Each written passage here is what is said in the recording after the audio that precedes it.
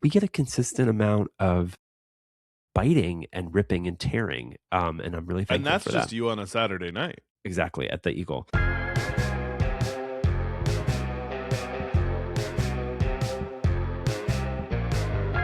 This is another gay horror pod with Stuart Ross and Jesse Tabbitt. Hi, Jesse. How Stuart. is my musical-minded bestie? I don't know. You know what? Your musical-minded bestie is, that's very nice. Thank you for saying that, is a little dry. So much like last week's episode, I just clocked that my hand cream has not moved since last week. I'm going to actually put some on right now as we record. Yeah. It's no better time. We do this once a week, and it's no better time than the present to moisturize your ashy elbows. It's actually so true. I'm stationary, and I think it makes for good Patreon fodder. I should cut my toenails on camera. I'm not sure. People will probably be into that. Listeners, let us know if you're into Stuart cutting his toenails. Okay. Whoa, that's impressive. I have double jointed hips. So wait a minute. How did you find that out? Because I've always been able to put my leg behind my head. Does that mean that you have double jointed hips that you can? I don't know. I have double jointed thumbs too. Me too. Yeah, me too. I can do. Wait a minute. I did this at a party the other day, and our mutual Jess was like, "That's fucking gross." Oh, it does like kind of. Wait, boy Jess or girl Jess? Boy Jess. I put lotion on, and now my hands are slippery. Isn't that gross? You're really look at that. You're going through it, and that's so gross. Honestly, I can do I'm this. glad. Oh okay. Wow, isn't that gross? Honestly, kind of gross. There is a picture of me at my sister's wedding with my leg behind my head.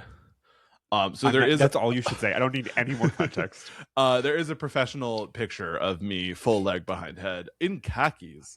I'm amazed they didn't fucking break. What? Yeah. That's wildly impressive. I'm going to need that picture someday soon, and I think you actually should upload it to Maine. How are you doing? I'm good. I texted you before we started recording that this is a busy day for me. Yes. As not only is there a new Madonna album out, which is incredible, but also Turkey isn't letting Patti LuPone into their country. What? So elaborate. Yeah. No, she announced it. But yeah, so she's on a gay cruise, and Turkey found out it's a gay cruise and said absolutely not. Why? What do they have against Patti? But they don't like gay people. What? Wait, yeah. That's crazy. Well, sorry. It's not liking gay people. Not liking gay people is crazy, but also not letting Patti barring Patti LuPone from your country is also crazy. Yeah, wait, and she's on a cruise, so they're going to have to go around. They're going to have to take the long route around. I think it's just one of the stops. Oh, I see. It's like a Mediterranean cruise, and they were supposed to stop in Turkey, and they didn't. Or won't. I don't know. The timeline of her open statement is not very clear. But she does say, and I'm pulling it up to respect the text. She does say, I'm going to read the whole statement, honestly. Please. I am shocked. The Atlantis cruise I am performing on next week has been banned from entering Turkey. A magnificent ship, full of gay men and me, denied entry to Turkey simply because of who is on board. I am furious, but I am sailing, as the ship will make other ports of call. I am ready to perform for all the wonderful men on the Atlantis cruise who deserve so much better than this. I am furious, but I am sailing. That is nevertheless she persisted for 2026. I am furious, but I am sailing. We need that on a shirt. I have never woken up to a better post. Chris, wake up. Patti LuPone was banned from Turkey, but she released an incredible statement. She did. And I've been texting my brother about it all morning because having a gay brother is the greatest gift from God. Ugh. So yeah, I'm a little, my cup runneth full this morning, Jesse, and we're talking about one of my favorite movies. Seriously, I mean, it's like Patty got banned once we're sad face and then released the statement happy face. And then Madonna it's album. Also, I'm glad to know that she's not currently stuck on the ship. Right. Because for Patti LuPone being stuck on a gay cruise the day a Madonna album comes out is actually one of the levels of hell. It's crazy to me that a whole ass country can be like, no, you one person are not allowed to enter. It's no, like, it's not Patty. It's the gay people. Oh, okay. No, wait they a haven't minute. banned Patti LuPone. Thank you for clarifying They banned a ship full of faggots. Thank you for clarifying that. Oh no, Thank you for clarifying. I mean, they should ban Patty. She's right. She's a dangerous mind. Okay. But no, they didn't ban the Atlantis cruise ship from entering port because Patti LuPone is on board. They banned, as a result of their banning gay people from entering their country. Okay. Patty is honestly collateral damage in this situation. Got it. Okay, which makes it more tragic. Makes it so tragic. No, I know gay people who've gone to Turkey to get their hair transplants, and they like have to like pretend to not be gay the whole time. Oh my God. Anything for a weird looking hairline. I know. Can we just put a moratorium on that, guys? I don't think that bald. I just don't. I think that hair transplants are really. Yeah. I watched someone get a quote unquote infection from a hair transplant on Instagram the other day, and it was their heads that go. Yes, and they then look like Megamind. And then the swelling moved down their head to their eyes. No, so they were like fucking.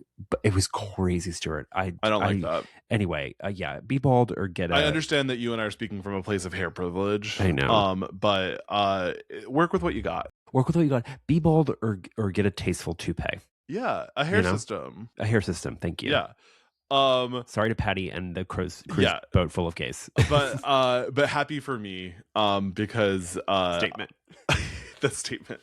It's so beautiful. But yeah, I'm also a little hungover today. I haven't been hungover on pod in a long time.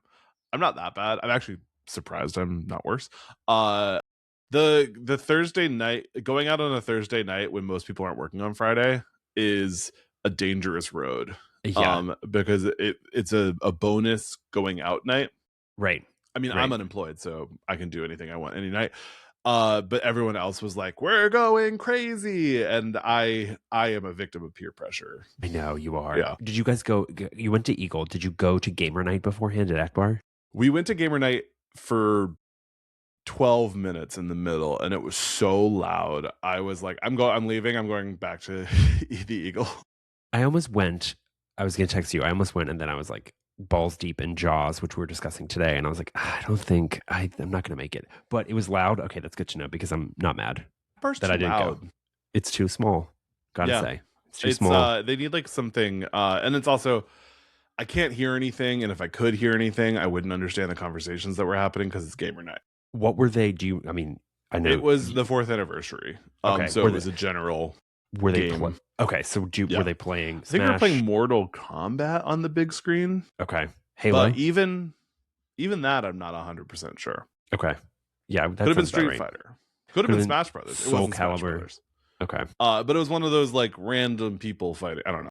I hate that they only do it once a month. I'm like, I want this every week. I mean, I know that's a big ask because it's like they have to bring systems in and like whatever, but it's so fun. Yeah. I mean, you haven't gone in like 3 months, but I haven't gone in a long time. But the last time I went, I had a great time. But if it was weekly, you would not go every week.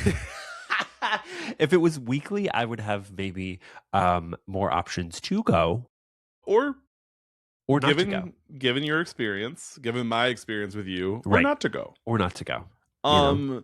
It is. I was talking to someone at the Pride Party last week before you showed up, which you didn't show up. And they were like, yeah, I mean, the only given is that Jesse's not ever coming to anything. And I was like, all that matters to me is Jesse is always almost on time to record this podcast. Yes. Unless I'm pooping. Unless you're pooping. That's why I said almost on time. Right. But in LA, 5 minutes late to a Zoom is not that bad. Yeah. But and that's all that matters to That's me. all that I matters. love seeing you in the wild, I but know. you are very reliable for this podcast, I'm and I very do reliable. appreciate that. Here's what I'll say. I'm very reliable for like daytime. Well, I shouldn't say that because the party was daytime. I think that if a smaller gathering is happening, I'm maybe more inclined to go. Yeah. Like it's just like there were 100+ people going RSVP to that, and I was just like, It I was- can't, like stimulation. Too many people, I can't. But people I loved were there. You, our mutuals, are my girlies. Like there were a lot of people there that I wanted to see. So apology if any of the An open any of them are apology. listening to if any of them are listening to this, I'm so sorry, you guys. I didn't make. No, it was. I party. mean, it was.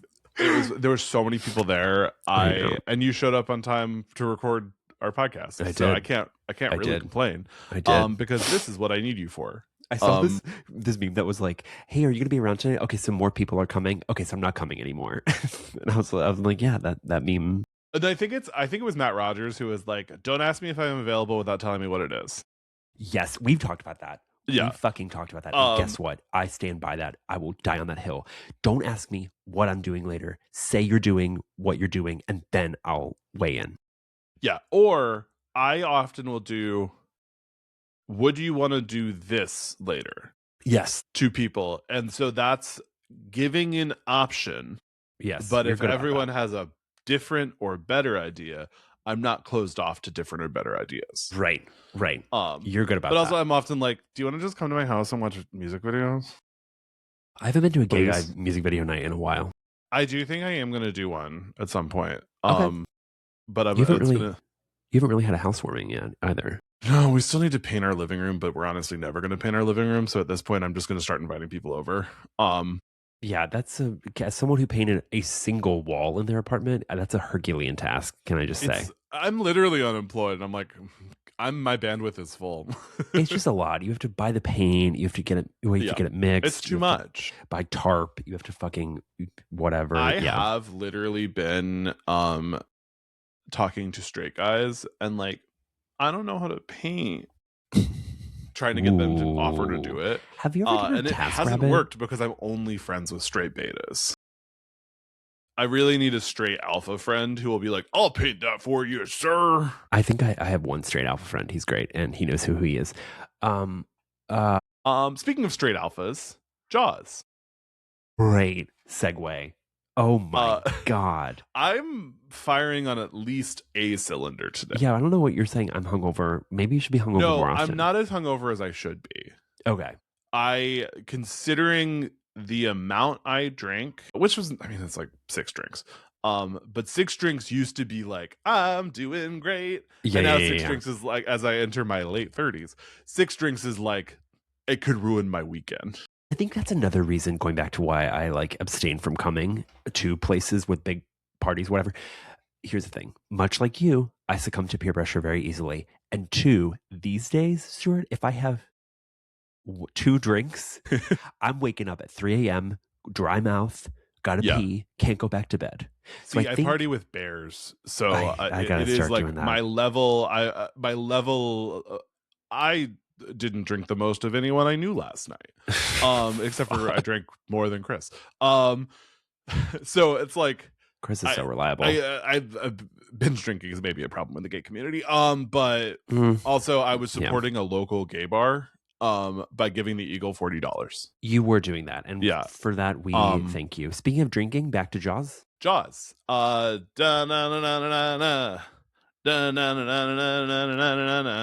singing the song they're singing in the boat while they're drinking. Okay.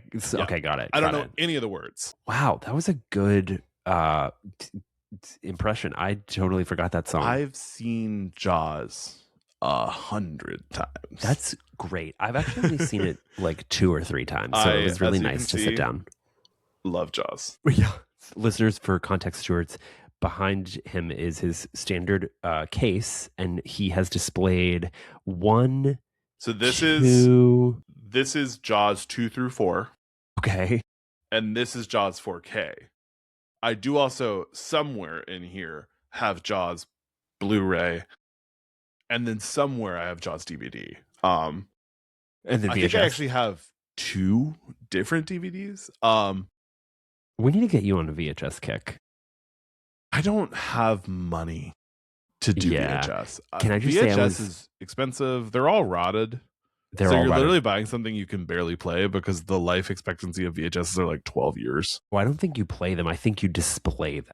I mean, you don't play, you display. Up above, we have my James Bond VHS collection. Oh, okay, sure. My VHSs are actually, well, there's some here behind Ghostface. Yeah, I can clock. I will spend like $4 on a VHS. That sounds right. I mean, yeah, I'm not going to spend more than 10. Like, I got the whole James Bond collection for like $25. Amazing. Yeah, I'm not going to spend more than $10. That's my one true love beyond horror is James Bond. 007, more like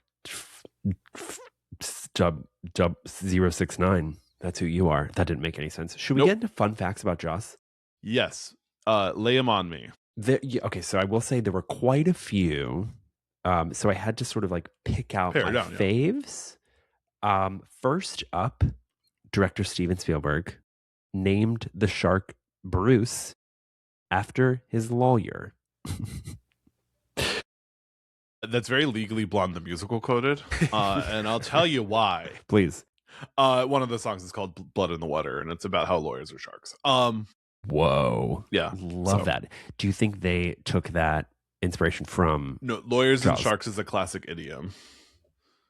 Because of Jaws? Jaws? It wasn't invented by Steven Spielberg. Lawyers have always been allegedly. Allegedly, thank you. Allegedly. Which is applicable because we're talking about litigation. Next up, Bruce has a total of 4 minutes of screen time, which kind of seems, sounds right, but there's a lot of shark action in this movie, which I forgot about. I'm like, we get a consistent amount of biting and ripping and tearing, and I'm really thankful for that. And that's just you on a Saturday night. Exactly, at the Eagle. When composer John Williams originally played the score for Stevie laughed and said, "That's funny, John, but what did you really have in mind for the theme of Jaws?" And then Spielberg later sort of contradicted that by saying, without the theme, without Williams' score, the movie would only be half as successful. Yeah, the music in this movie does so much. It does so much, and it's so interesting because sometimes it feels whimsical, which is at odds with sort of like the content of the film. Yeah, and yet it's like, I think that sort of like adventure-y vibe is what makes it so watchable. Well, especially the music when they're in the boat is so like da da da da da da da. Very like swashbuckly. Like we are having fun. It's almost not to talk about what we don't talk about. Kind of like Quidditchy. Like the John Williams Quidditch music, which I always forget that he scored the first movie. Yeah, but it's whenever someone takes over John Williams, it's like John Williams is scoring all 7. Yeah, it's that's so true. But it's very like whimsy, which is kind of a surprising vibe for we are going to catch a killer shark. Yes, yeah, he's so iconic. He's like 94. What a fucking goat. He's a goat. So my favorite thing about this movie, please, is the reason there's so little shark is because it didn't work. What do you mean? The shark didn't work. You mean they built it? You're saying they were not predicting how much corrosion would happen in seawater. They intended for more shark. And amazing. It didn't work. There's actually a whole play called like The Shark Is Down. That's just sort of an imagined on the 3 guys on the boat talking, but the actors talking, not the characters. The characters. But yeah, no, they wanted more shark in this movie. And it's, if you watch Jaws 2 through 4, like I have, the thing that works about this movie is that you don't see the shark. Yeah. They use it so sparingly, they use it so effectively. They use a lot of real shark footage, but like the more you see the shark, the less scary it is. Yes, it's true. Yeah. It's true. And to that point, there were, in the opening of the movie, which is obviously so iconic and famous, there were two 300-pound weights attached to Susan Backline that were tugged by two groups of cameramen on shore. One group would pull left, one group would pull right. And it took 3 days to film that opening sequence. That sounds terrible. And they were shooting in like September. Yeah. Because they had to shoot out of season. Yep. And then I'm now jumping in with fun facts of my own. No, you love this movie. It's fine. Just a couple more for you. According to Spielberg, the prop arm, Susan Backline's character, she's ripped to shreds, and we shortly thereafter see her arm on shore. According to Spielberg, the prop arm looked too fake, and so instead they buried a female crew member in the sand with only her arm exposed. That's crazy. That's definitely.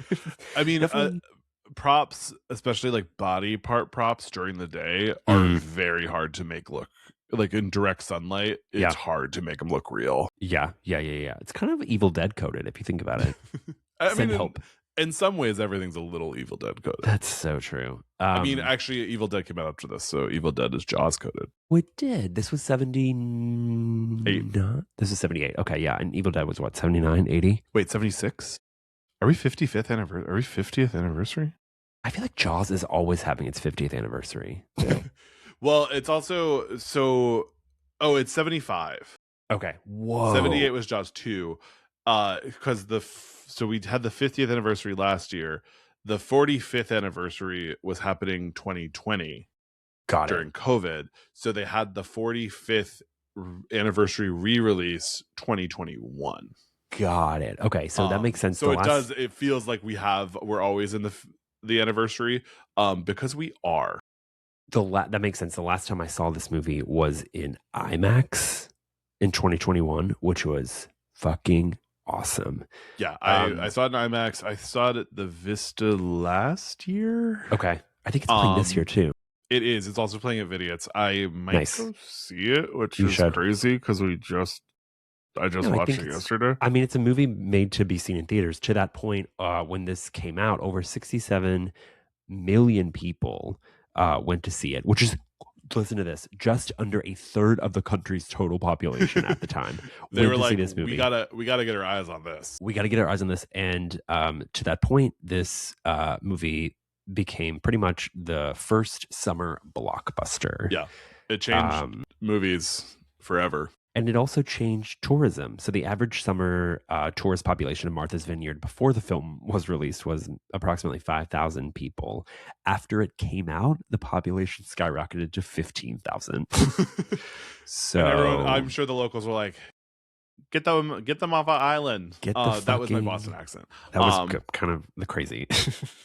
That was crazy. It's amazing for someone who grew up an hour outside of Boston how little of a Boston accent I can do unless I'm doing like ka. I don't have it. I grew up with Southern parents. You've been in LA too long. You know? I just talk like a classic American. You talk like an Americana girly. I don't know where I was going with that. I talk like a gay person. Fun facts. You talk like a gay guy. Yeah. That's fun facts. A couple of fun Jaws facts for you. Like I said, there's no shortage. So I had to pick. There's a lot of good documentaries about this. Yeah. What's your first memory of seeing this movie? You know what's funny, Stuart, is probably up until I just mentioned I saw it in IMAX a few years ago. Up until that, I don't know that I can tell you that I watched it beginning to end. I just sort of scenes, which is crazy. But this is sort of an omnipresent movie. So I'm gonna say exactly. So I'm gonna say, like I said, it's always having its like anniversary. So but yeah, I mean, I think the most impactful scene that I can recall before watching it last night, I really really love when the boys are all on the boat and they are comparing wounds. Yes. Like Richard Dreyfuss is like, actually my arm is fucked up, and then fucking, oh my god, I forget the actor's name, but he's like, actually my leg is fucked up. Quint and Hopper. Hopper, yeah. Yeah. So that scene is like I love it so much. But Well, and I know the USS Indianapolis monologue was not in the original script of this movie. And it really, was added, I think, at his request, but okay. as part of they needed something to film because the shark wasn't working. Well, So they that's were like, so funny yeah, they were like, because it's so impactful. what if like the most iconic monologue in a adventure horror movie Yeah. was just an accident? Yeah. And then I think next to that, the opening is just Yes, the opening of this so movie is crazy. engaging. I saw this movie for the first time in full at a middle school lock-in at like a community Oh, center. okay. And unfortunately for me, I saw this movie in the slot right before my group was slotted to go to the pool. And I know that sharks aren't in pools. But do I know that sharks aren't in pools? At that age, you probably were No. like, I was like 10 and I was like, I was swimming, but I was like, what if a right. shark ate me?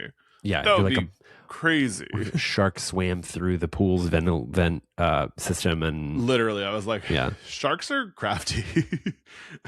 sharks are If I smart. know one thing about sharks, it's that those prehistoric animals are crafty. As evidenced by this movie, sharks are brilliant. Yes. So, Yeah, we start with Chrissy going skinny dipping. I love the opening of this movie is so iconic. it's so great.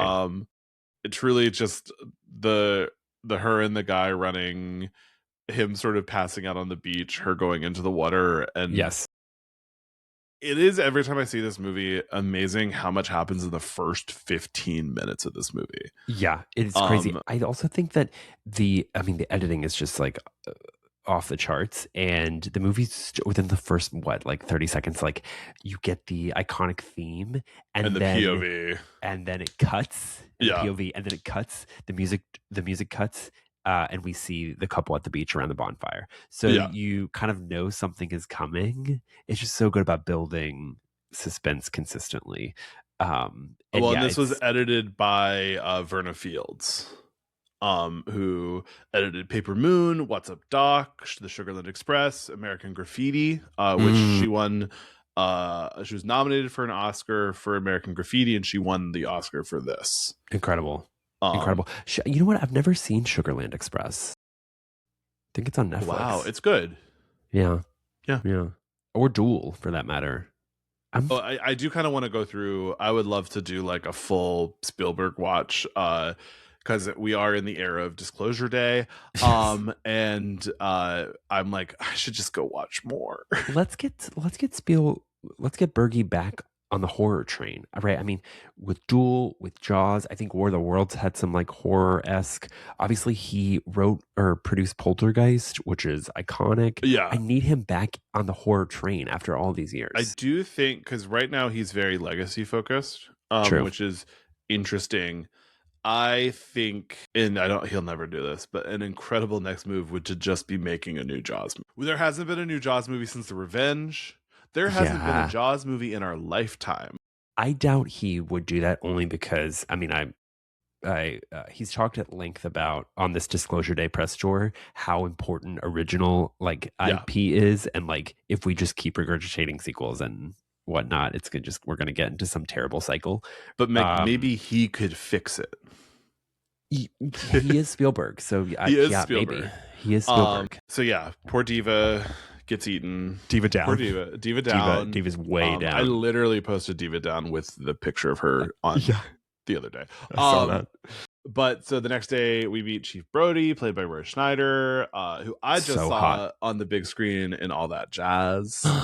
He's so hot. He's also such a remarkable actor. He's so natural. He's such a good this is so random, but he's such a good smoker on screen. Yeah. I feel like on-screen smoking is, and drinker. Yeah. And at one point he put Richard Dreyfuss's glasses in his mouth, and that really did something for me.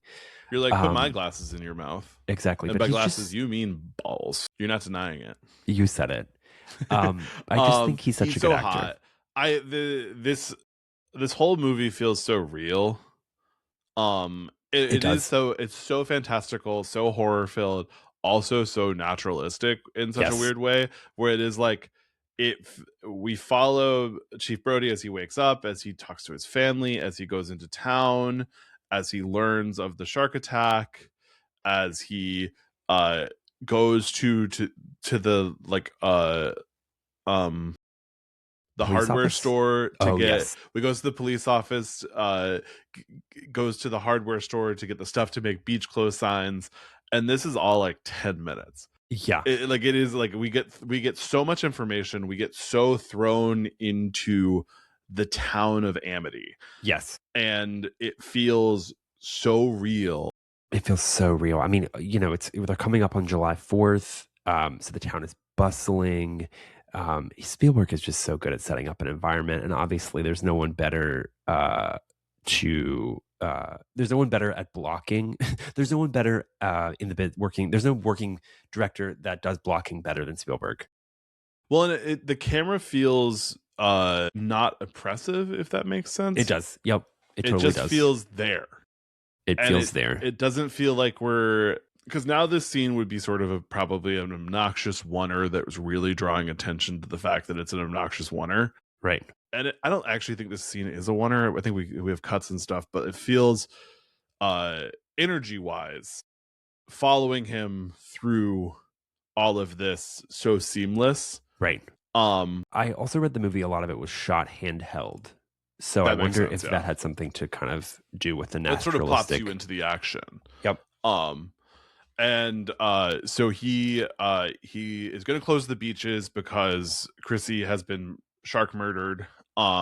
David down. He gets on a ferry, and the mayor follows him with sort of like all the local business owners, and they are not into the idea of closing. This fucking guy. The mayor is this actor, oh my God, Stuart, his name is escaping me. Murray Hamilton. Murray Hamilton is so good in this movie. He is so slimy and shitty and inconsiderate, and he really wants to ignore the fact that a shark killed someone because July 4th for the town is so important to businesses and the town's survival, and so he sort of convinces the pathologist to convince it could be a boating accident. Roy that it was a boating accident. Yeah. So he doesn't close the beaches. No. But then this movie moves so fast that you forget that 17 minutes into this movie, we're on the beach. It's propulsive. Yeah, it really is. And Brody is sort of being bothered by all the locals who are asking him questions about oh, this is a problem I'm experiencing and blah blah blah. And none of them know that the shark is on the table, right. Or in the field, in the water. Yeah. And then we sort of flash back and forth between Brody and people on the beach, and we see a guy whose dog is missing. Can I just say, this scene is so good because the flashbacks to Brody, the cuts come so once again, to your point, naturally, because basically like back and forth, the cuts as someone is walking, just after they pass by, we get closer to Roy's face. Yeah. It's so good. Oh my God. I wrote in my notes, the editing. Yeah. This movie was, I believe, saved in the edit. Wow. It would have always been good, but like this movie was made in the edit, not saved in the edit. Just goes to show female editors are truly the goat. Yeah. Goats. And I'm just going to throw out a few. Thelma Schumacher, Sally Mink, the late Sally Mink, and oh my God, David's editor is Mary Sweeney? Mary Sweeney, yes. Any of those directors' movies would be nothing without those women. So 100%. Because a movie is made in the edit, and I know, it's you get so much shit, just piles of shit, and women. You gotta cut it down to 2 hours, and again, women have to deal with men's piles of shit, and they both literally and sometimes figuratively. Exactly, both figuratively and sometimes literally. Piles of shit. This podcast is always a women first Yeah. filmmaker. We're a man haters club. It's okay. We're a man haters club. Yeah. But we do get the shark POV on Alex Kentner in the water. And then from the beach, we see the shark rolling, eating Alex, and then we get a close up with the blood and the whole everyone's running out of the water. And is this where the rack focus shot? Yes, not rack focus. The zoom dolly, the dolly zoom shot. Zoom. The famous of Roy Schneider standing sort up. of. Yes. Yeah. God, this movie is so good. Yeah, it's cool. Good and poor Mrs. Kintner, as everyone gets out of the water, realizes that her son is the only one missing. Yeah. They get sort of a city hall meeting. Yeah. Mrs. Kintner has offered $3,000 for the bounty on the shark. I love the hotel owner in this scene, the female hotel owner, is my MVP. She really is. She's very like, that's our whole summer, blah blah blah. But they're starting the meeting, and a guy goes, "Is that $3,000 in cash or check?" And she goes, "I don't think it's funny. I don't think it's funny." she's the MVP of this movie. The way she really is. Says it, I'm like, she's legally my mother. Like, she's running that hotel like the fucking Navy. Oh yeah. She's just like whatever hoteliers do. Yes, but like great. Exactly. And honestly, I should say it again. Period. She's doing what hotel owners do, but great. No, she's an icon. She is. I don't think it's funny. Yeah, let's hear it, babe. Let's hear it. We also meet Quint in this scene, who is not Richard Dreyfuss. He is Robert Shaw. Yes, and guess from Russia with Love's Robert Shaw. Not to bring it all back to James Bond movies. Listen, stars have aligned for you. We meet him via him running his nails down a chalkboard, which is the cuntiest way to introduce yourself. That's how I draw attention to myself. That also feels. Walk around. I hate that noise. I hate that noise. It also, it's like even doing that noise yourself. Oh my God! Have you ever run your nails down a chalkboard? Ow! It doesn't feel great. I don't like it. I've never done it because I hate that noise, and my blood runs cold really easily with that kind of sound. God. I think that's no one likes that noise. Like when my mom used to file her nails. Okay. That does noise that have the same? Yeah, I guess it does similar. Have a similar noise. Yeah. It just kind makes of like a crunch. It's like not a crunch, but it's like a Well, that noise specifically is kind of crunchy. You feel it in your body. God. Well, anyway, everyone else felt it in their body because they shut up once he runs his nails. $3,000 to find it. If you want it dead, it's going to take $10,000, and they're like, "You're silly." Crazy. It's crazy that they just wouldn't be like, you know what? Sure, you are volunteering. Not volunteering, but you want to go out there and get it. Sure, the town will come up with $10,000 to pay you, which, to be honest, doesn't seem like. I mean, it's 1975. So what is that? You could buy a house with $10,000. Yeah, that's true. Actually, so it's like probably like what, $50,000. Inflation, probably. Let's go. Let's go. Conversion. $10,000 in 1975 is, I'm going to say, $50,000 today. Actually, that probably is not right. It might be closer to 62. Okay. Whoa. So, yeah. I'm kind of good at math all of a sudden. Is guessing numbers math? I mean, sure. Maybe. If you're a mathematician, weigh in, please. Slide into our DMs. It's good you're good at something. Listen, we have a big mathematician audience, so we do. I'm sure they appreciate and I have always been on the side that numbers and math are real. Same, sister. Yeah. I'm always saying it. I'm never looking at my friend's PhD in statistics boyfriend and saying, "Well, math's not real." You're saying in your Tubi shirt, I did math while watching Tubi while getting fucked. Yeah, I did think, I was like, they should have made a Tubi top. Yeah. Tubi, if you're listening. Yeah, Tubi, call me. I got some ideas. We have some ideas. We cut to Brody. It's the night. He's reading a book about sharks. Mrs. Brody. I love the relationship between the Brodys. Me too. I feel like in a lot of movies, especially now, couples don't feel like they fuck. Yeah, and This I couple mean, feels like they fuck. well, she literally says, "Should we get drunk and mess around?" And I'm like, honestly, mama. It's really fun. Yeah. And they look outside, and Michael is playing on his boat, and Mrs. Brody's like, just like he's in a boat, like he's not Yeah. he's not gonna shark, like Yeah. he's fine.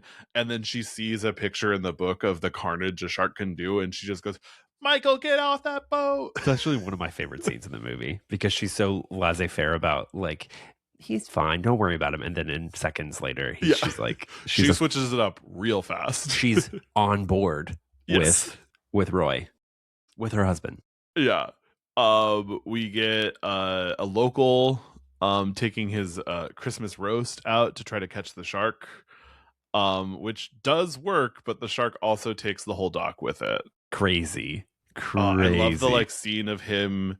He's swimming, and the guy on the land is like, "Don't look back, but just keep swimming." It's actually like kind of funny because the whole dock is the shark is at this point still carrying the dock with it as it's coming after this guy. It's pretty funny. But anyway, the guy manages to get he does get free onto what's left of the dock and escape. Yeah, thrilling sequence. And then the next day we meet Richard Dreyfuss's Hooper. So hot. Can I just say that? Hot. Small hairy king. His chest hair, you get a peek at it. No, more than a peek later when they're on the boat, and it's unbelievably thick. It's like maybe the most, I'm going to say it's the thickest on-screen chest hair I've ever seen. It's so thick. It's unbelievably thick. Not to tangent, but do you remember when his son was like, if nepotism's real, why am I not more successful? No. I don't remember that. Sorry. I'm going to pull up the tweet. Yeah. When was that? Oh, God. I'm going to say roughly 2018. That sounds right. That was maybe when the Nepo conversation was like really ramping up. The online conversation. I can't find it, but it was funny. I believe you. Yeah, believe women. Believe women's stories matter. Believe the tweets I may have made up that Ben Dreyfuss sent out. I love when people are normal about nepotism. I know. It's just like, get real. I saw Gracie Abrams had a pretty transparent conversation about it recently where she was like, yeah, I'm a Nepo baby and I'm really lucky. And I recognize that. Yeah, I've heard her music. She's getting roasted literally so much by the gays always. And I'm like, I didn't even know we were discoursing about her. Yeah. I'm having my own unrelated discourse about Gracie Abrams. I just don't care for her music, and I think she's only successful because her dad's JJ. Yeah, is it embarrassing that I didn't know her dad was JJ until like literally like maybe 2 years ago? I literally maybe 3 years ago heard that song that was really successful, and I was like, "Who's your dad?" That's your first question. Honestly, that should be your first question if you are listening or watching an artist's work and it's bad. You should say, "Yeah." You're like, "Oh, I bet you their parents are blue on Wikipedia." Yep. And her dad was J.J. Abrams. You know what's funny, Stuart? Actually, literally, it doesn't even have to be if the content is bad. If someone's on screen or someone's singing a song, I say, "Who's your parent?" Yeah. These days, I'm saying, nobody who's your parent? Who's not a nepotism sings. We're not allowed. It's kind of true. It's crazy. Yeah. Anyone who's successful in the entertainment business these days, who's your parent? Well, you know what's real nepotism? Please. In Jaws 3, Michael is a seed scientist. He's only a seed scientist because his dad was almost killed by Jaws. Wait, sorry, for clarity, Michael meaning his son, Roy Schneider's son, Michael Brody. I don't think we clarified. Roy Schneider and his wife have two sons in this movie. Yeah, Michael and the other one. Yeah, there's a younger son. Yeah, I don't know. They are both full-grown adults by Jaws 3.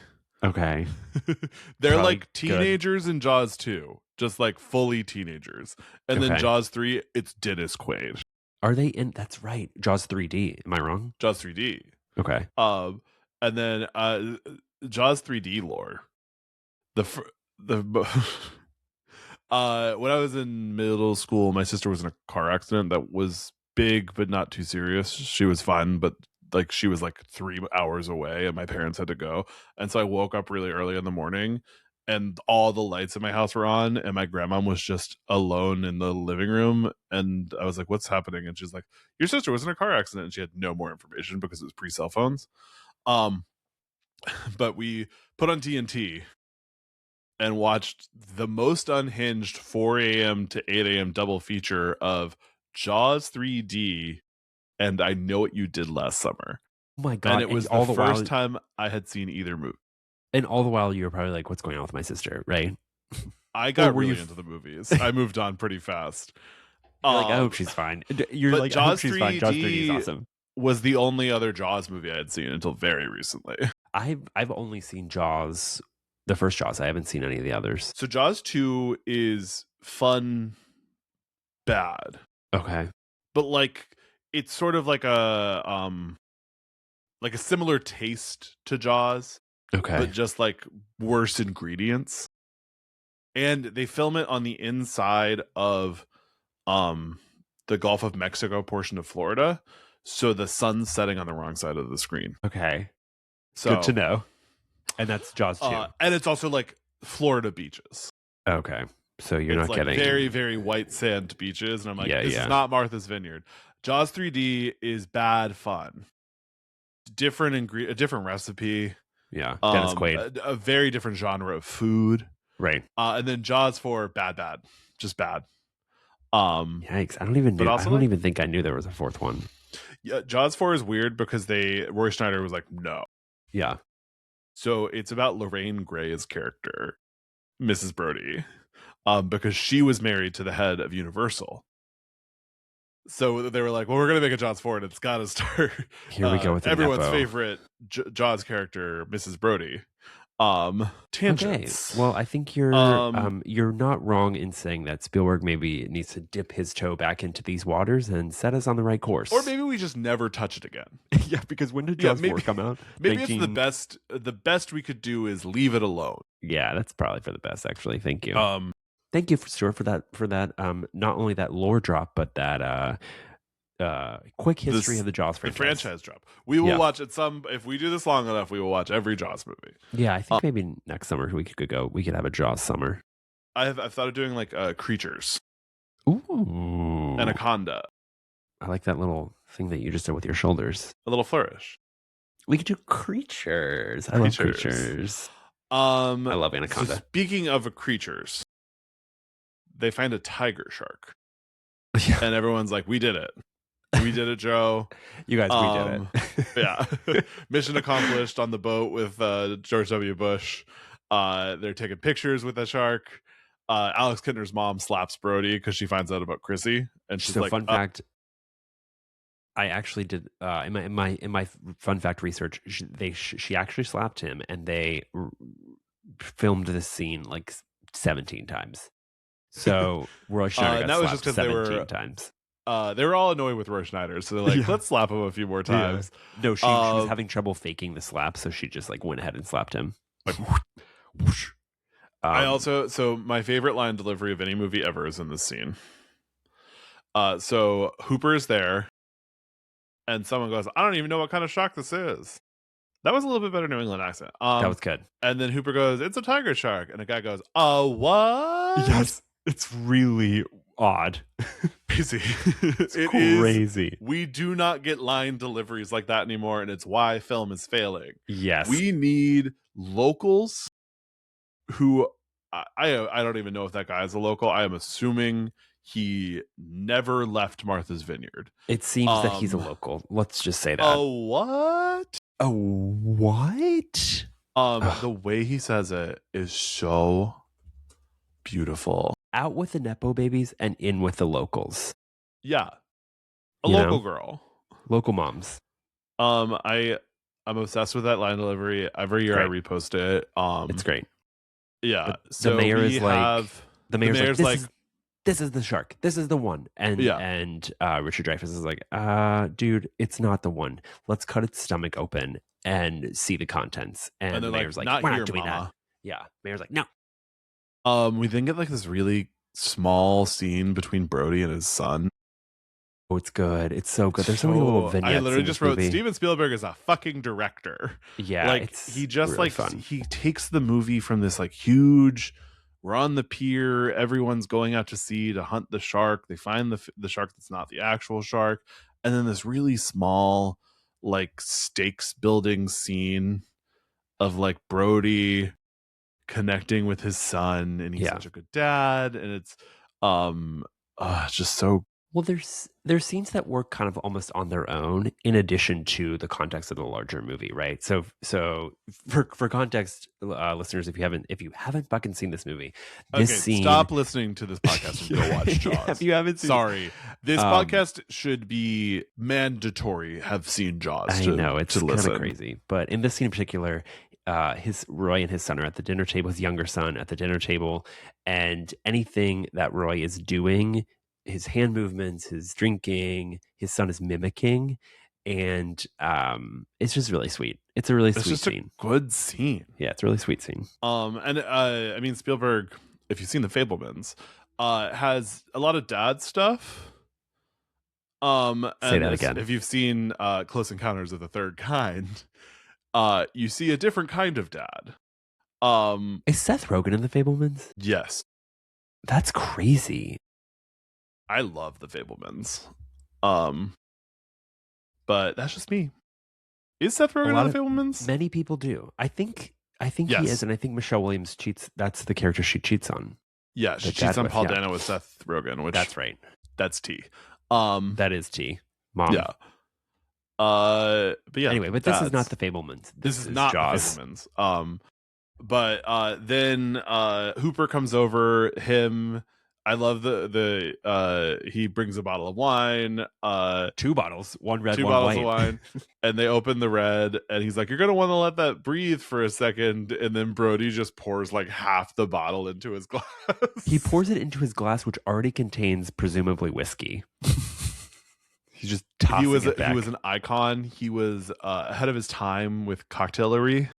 Do you think that was actual booze? I feel like this movie didn't. They used to drink for real in movies. They used to drink for real. 75, yeah, they were doing it. Especially once we get onto the boat, I am sure that all that whiskey was real. Boys' time. Yeah. Boys' hour. So they drink all the wine. They go to check the shark. Yes. They find no boy in the shark. Yeah.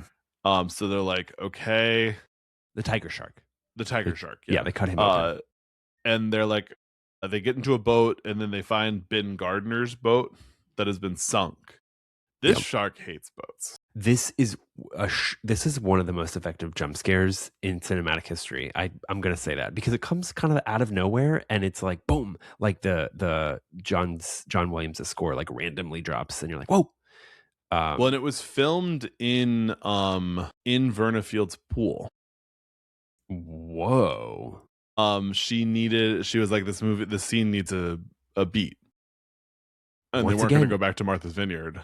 Once again, so they brought like all the stuff and filmed it in the pool. Women filmmakers remain unparalleled. Yeah. But and necessary. So in this scene, Hooper finds a giant shark's tooth. Yes. But when Ben Gardner's head jump scare happens, he drops the shark's tooth. He drops it, yeah. So the mayor's like, we're going to reopen. Like, I'm pretty sure that's the right shark. Yeah. And he's like, oh, no, I found a shark's tooth. And he's like, well, where is it? Yeah. He's like, oh, I dropped it. Whoops. Oh, whoops. And then so everyone's still at the beach. Like nobody's in the water at first. Nobody's in the water. They're at the beach. Like, social media, this beach would be empty. But the mayor is fucking going around being like, you should get in the water. Hey, you guys should get in the water. You should go swim. And he's like, well, I just put sunscreen on. I was like, nobody's swimming, bitch. Go fucking swim, you stupid ass bitch. Get in the fucking water. Also, it's weird that he's like in a suit. He's like in a suit, like going around the beach being like, get in the water. My favorite like meme from this movie is that the mayor is still the mayor in the second Jaws movie, and that's why local elections matter. This mayor is very like Leslie Knope coded, but like the evil version of Leslie Knope. Yeah, the dark-sided Leslie Knope. The dark side. This mayor is the dark-sided Leslie Knope. Yes, absolutely. And And so they go in the water. There is Brody is like to his son, like, go into the pond. Yeah. Don't go into the open water. Go into the pond. He's like, that's Don't where the old tell people anyone go. I'm making you go in the pond. But like, I don't want you in that water. And we get the kids pretending to be a shark, which causes a full-on panic. Yeah. They have a gun drawn on the little kids. That's a pretty ingenious kind of moment. It's a good little twist too. To be honest with you, I forgot it, and I was like, oh god, the shark's here.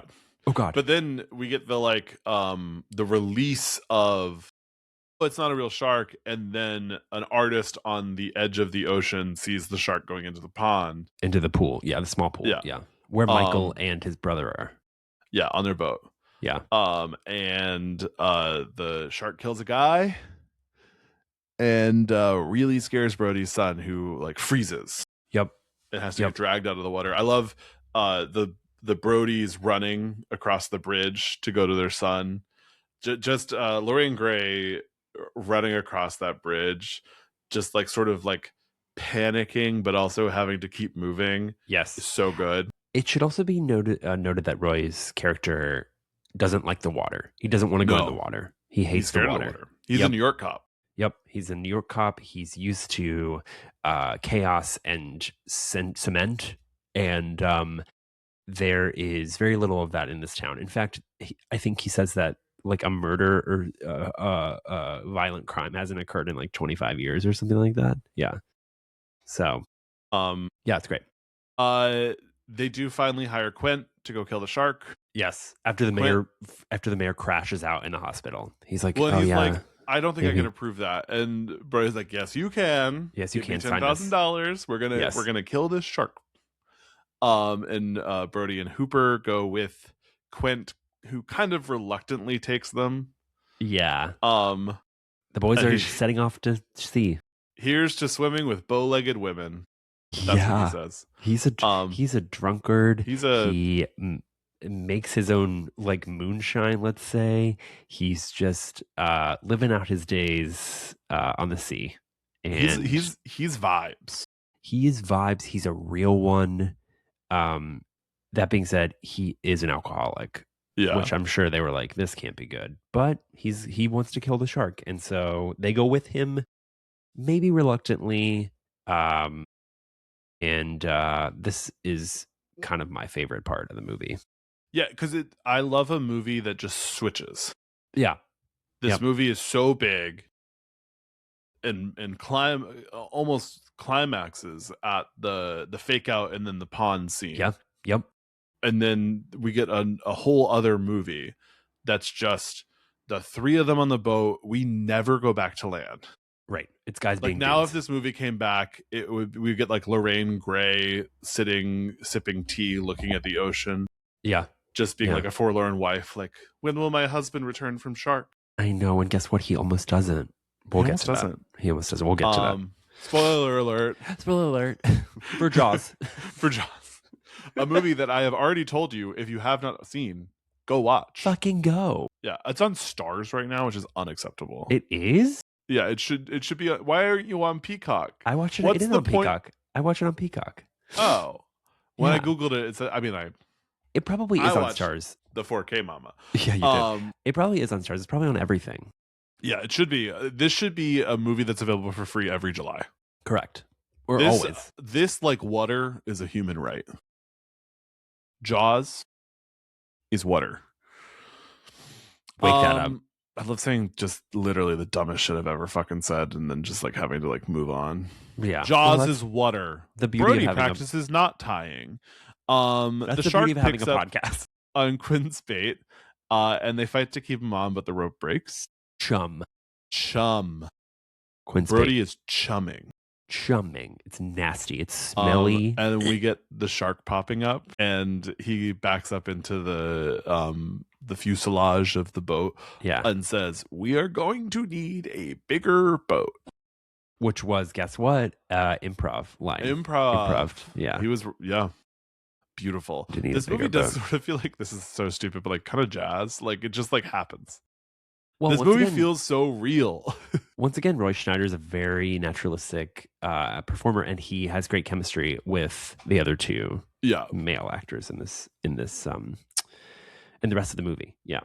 And they are able to shoot the shark with a barrel attached to string, sort of like keep track. Yeah, both a barrel and like a tracker that Hooper attaches to the barrel. Yeah. But the shark does swim away. Yeah. And then we get, as I wrote, the divas drink and talk. Also, at one point, this is maybe interesting. It's nighttime. Well, we think it's nighttime, and Roy Schneider's character is like reloading, and we see like a shooting star in the background. I paused and I was like, was that a shooting star? And then I read that they added that in later to establish that it was night because they shot it during the day. I thought it was to connect to the movie E.T. That's E.T. Holy shit, Stuart. Yeah, so we get they're talking about their scars and their tattoos. And then Quint tells the story of the USS Indianapolis, which was originally going to be the sequel. Oh, like a prequel? That's what Steven Spielberg pitched as the sequel, which would be, I think it would be like Quint telling the story again. Oh, like we would see them on the. That would be a crazy movie because Quint recalls tells the story to the boys, and for further context, the Indianapolis delivered the Hiroshima bomb, which is and crazy. They're shook. Yeah. But they get sunk, and because the mission was so secret, nobody knew where they were. So they're stuck there for like 5 days, and as soon as they hit the water, the sharks come. The sharks come and they kill hundreds of men. Yeah, and Quint was one of the only survivors. Which that's a true story that actually happened. There's a movie about it that's not supposed to be good, starring Nick Cage. Really? Yeah. What's it called? Oh God. Is it newer? I feel like God, he's done so many fucking movies. I think it was straight to DVD. That makes sense. U.S. Indianapolis, Men of Courage. That's what it's called? Yeah, directed by Mario van Peebles. Okay, who is one of the stars of Jaws 4. And what year are we talking? 2016. Okay. And it stars Nick Cage, Tom Sizemore, Tom Jane, James Remar, Matt Lanter from 90210. It had a budget of $40 million and grossed 1.6. What?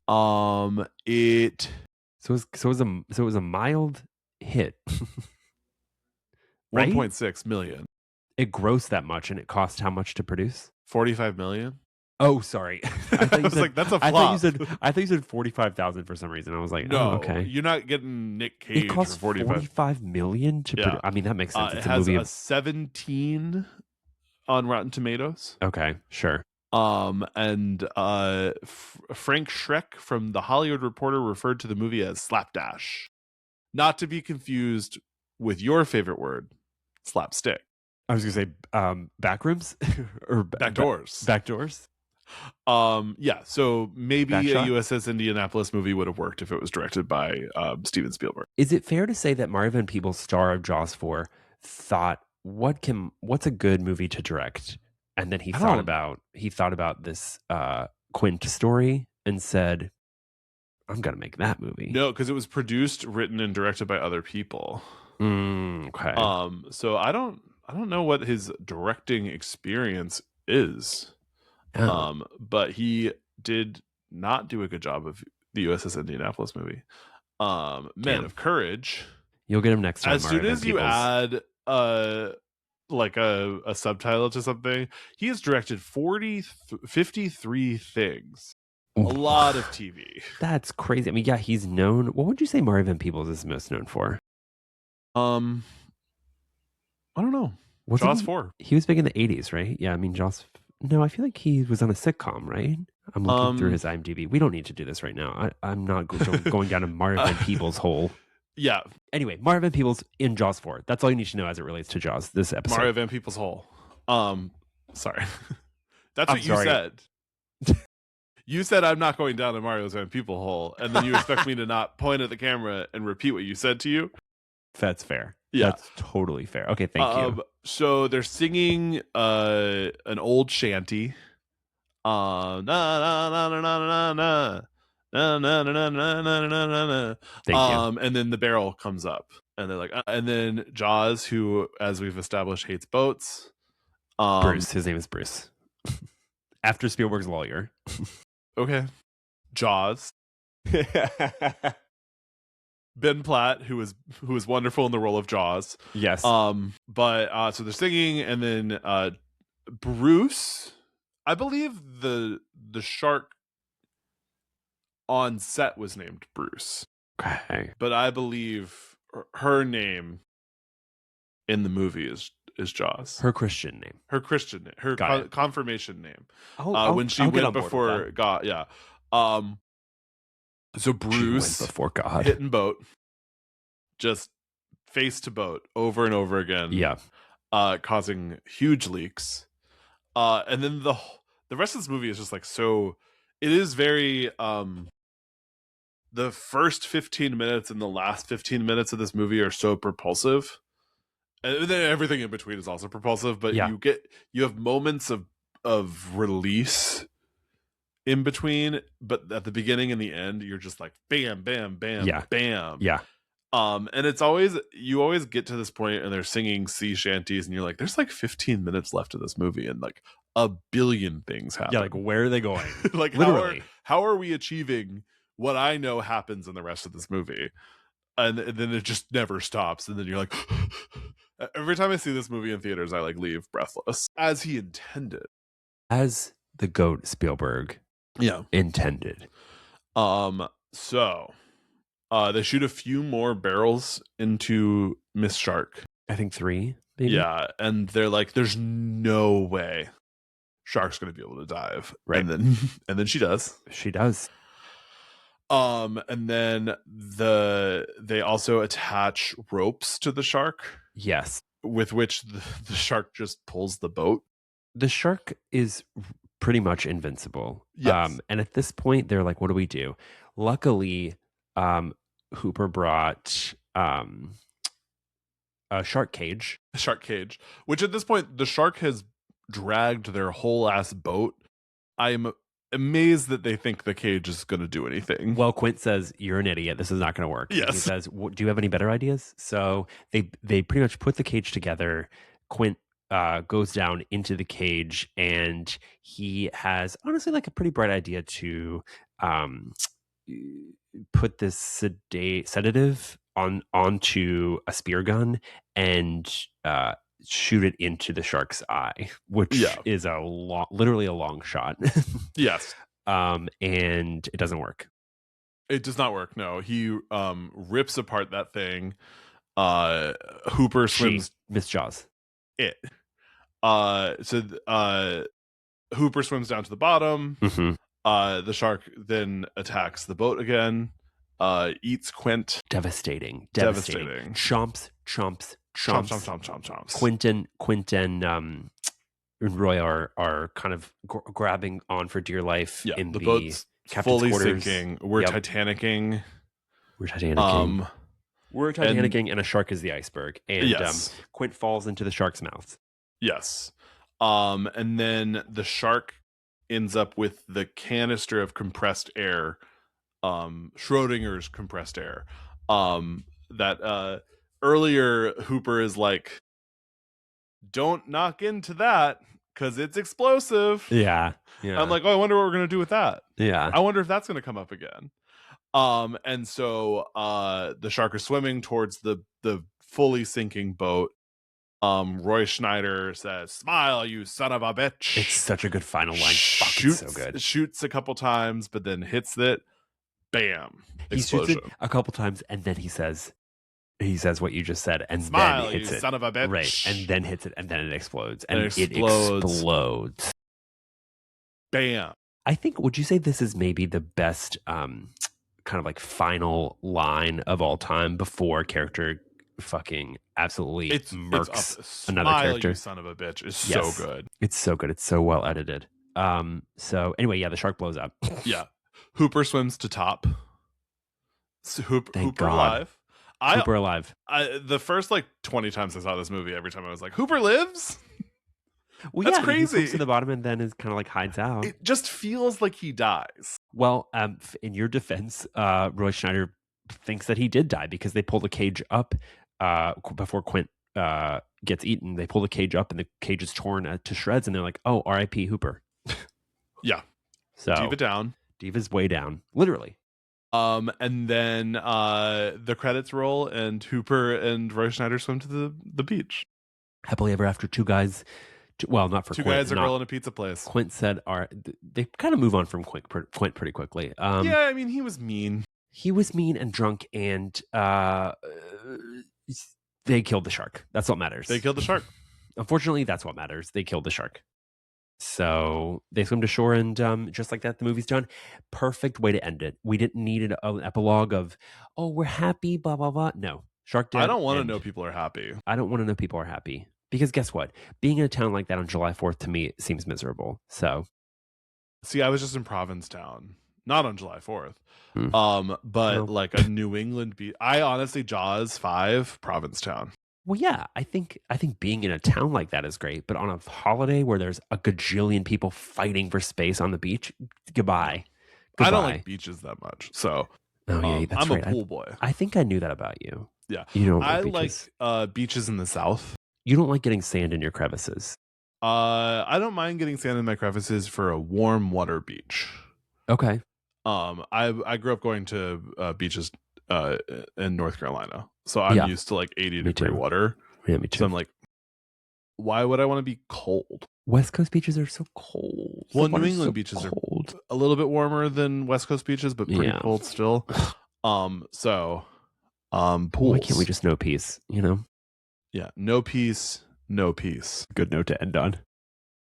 No peace, no peace. It's N-O peace, K-N-O-W peace. You get your ass ate while watching Tubi. No. First of all, Jaws. That's Tubi on Jaws. Jaws on Tubi. Is Jaws on Tubi? I don't know. Probably. I feel like I actually don't know the legality of any movie on Tubi. I feel like they're just there. Well, that's the thing about Tubi. You can upload waiting your own for movies. someone to be like, could you please not be on Tubi? Yeah, they're like, Tubi's legal like, we team didn't know we weren't allowed to put Jaws on Tubi. Tubi's legal team must be impenetrable. Yeah. Truly. A bunch of bruises. And on that note, Donna. Dun dun dun dun. Should we thank our Patreon subscribers? Can say that next week we are continuing our shark double feature with the Jai Courtney joint. Dangerous Animals. Jai Courtney. Hot as hell. Never been hotter, really. As hell. Can't wait to discuss. If you want to support the pod, join us in Another Gay Horror Pod. Patreon.com/Another Gay Horror Pod. Yep. $5 gets you early access and access to all of our video episodes, and also exclusive access to a monthly-ish exclusive. Our most recent one was our Leviticus little review. And then $10 a month gets you all of that, and also a shout out on most of our episodes. Yes. And speaking of shout outs, James Henry II, thank you. Robert Fontenot, thank you so much. Daniel Taylor, thank you. Lena Francis, thank you. Erica S. Grigg, you're the goat. Jess Renero, thank you. Quinn Lee, another goat. Thanks, Diva. AM Coffee Emoji, thank you so much. Ray McDonald, we appreciate you. Thank you. And Scott Smith Girding, we honor your participation in the podcast, and we love you guys so much. We love you. Lilas. So see you guys next week, and I'll see you tonight. I'll see you tonight, babe. We're going to a gay guy party. Love you.